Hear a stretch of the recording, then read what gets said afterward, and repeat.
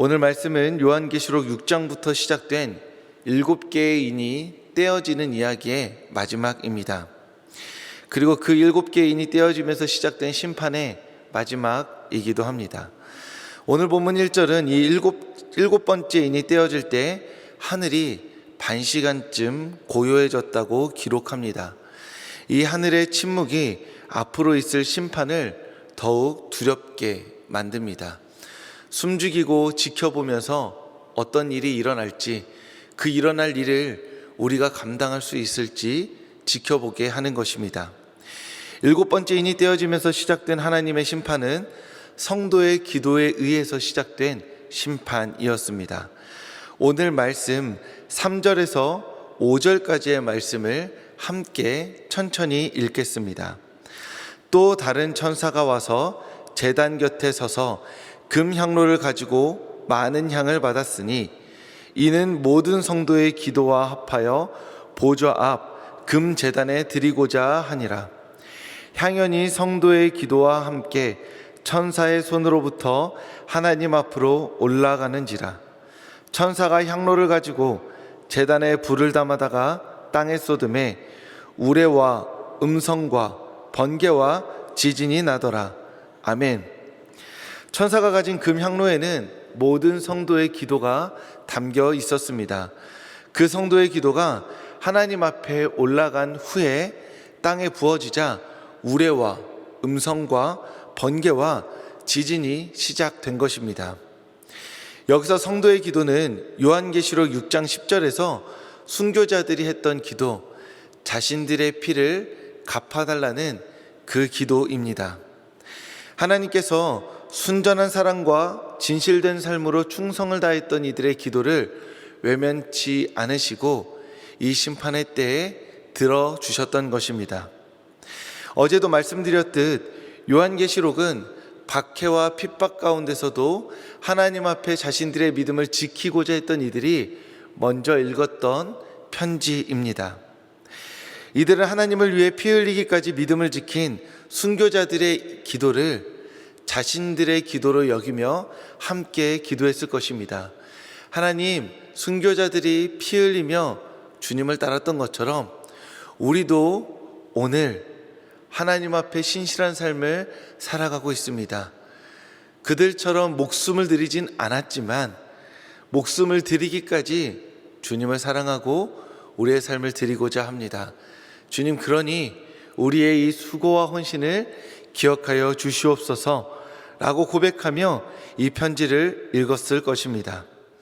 어떤 이들은 박해와 핍박이 끝나기를 바라며 기도했을 것이고, 또 어떤 이들은 기세등등하게 폭력을 가했던 그들이 하나님의 심판 앞에 고꾸러지기를 바라며 기도했을 것입니다. 그리고 그 기도가 응답되는 오늘 본문을 통해서 하나님께서 결코 성도들의 기도를 외면치 않으심을 믿음으로 확신하며 소망을 가졌을 것입니다. 오늘 이 본문 앞에서는 우리 또한 동일합니다.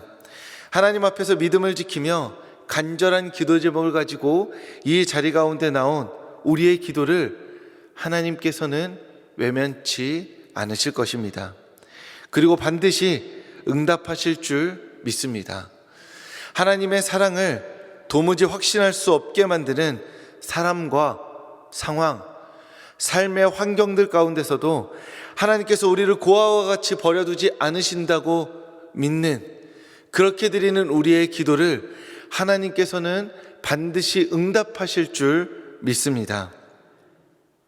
우리의 기도의 향기가 하나님께 올려졌을 때, 그래서 하나님께서 우리의 기도를 들으셨을 때 하나님의 역사가 이 땅 가운데서, 우리의 삶 가운데서 시작되어질 줄로 믿습니다. 오늘 본문에서 시작된 하나님의 역사는 출애굽을 연상시키는 심판으로 진행됩니다. 7번째 인이 떼어지면서 7 천사가 7 나팔을 불기 시작합니다. 이것은 하나님의 심판의 한 단락이 끝나면서 다시 또 하나님의 심판이 시작되어지고 있음을 말해줍니다. 첫째 나팔이 불자 피 섞인 우박과 불이 땅에 쏟아지면서 그 땅을 황폐하게 만듭니다. 두 번째 나팔은 불붙는 큰 산과 같은 것이 바다에 떨어지면서 바다를 황폐하게 만듭니다. 그리고 셋째 나팔은 쓴 쑥이라 불리는 횃불같이 타는 큰 별이 강과 물샘에 떨어지게 만듭니다. 그러면서 식수를 오염시킵니다. 넷째 나팔은 해와 달과 별들이 타격을 받게 됩니다.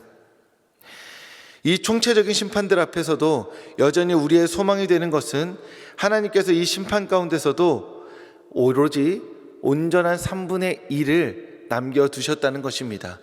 하나님이 모든 것을 심판하는 것처럼 보이지만 3분의 1만을 심판하시고 3분의 2는 남겨두셨습니다. 7나팔의 심판은 땅과 바다, 물과 해달별에 돌이킬 수 없는 심각한 타격을 가하지만 그 가운데서도 온전한 일부분을 남겨두시는 것입니다. 하나님은 역사적 심판을 감행하실 때에도 그 은혜와 긍휼을 결코 잊지 않으시는 하나님이십니다. 아담이 에덴 동산에서 쫓겨날 때 하나님께서는 가죽옷을 지어 입혀주셨습니다. 노아의 때에 물로 심판하실 때에도 노아와 그 가족들은 남겨두셨습니다. 망가진 인류를 위해서 아브라함이라는 한 사람을 택하여 부르셨고 애굽을 향해 10가지 재앙을 쏟으실 때에도 히브리 백성들을 지켜주셨습니다. 한 사람의 죄로 말미암아 온 인류가 죽음에 노출되었을 때 우리 주 예수 그리스도를 이 땅 가운데 보내셔서 영원한 생명의 길로 인도해 주셨습니다.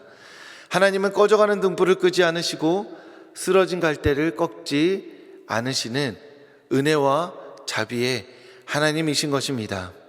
진노 중에라도 긍휼을 잊지 않으시며 우리를 고아와 같이 버려두지 않으시는 하나님이 우리가 믿고 고백하며 찬양하며 사랑을 드리는 그 하나님이신 것입니다. 이 고백은 성경 속 누군가의 고백이 아니라 오늘 우리의 고백입니다.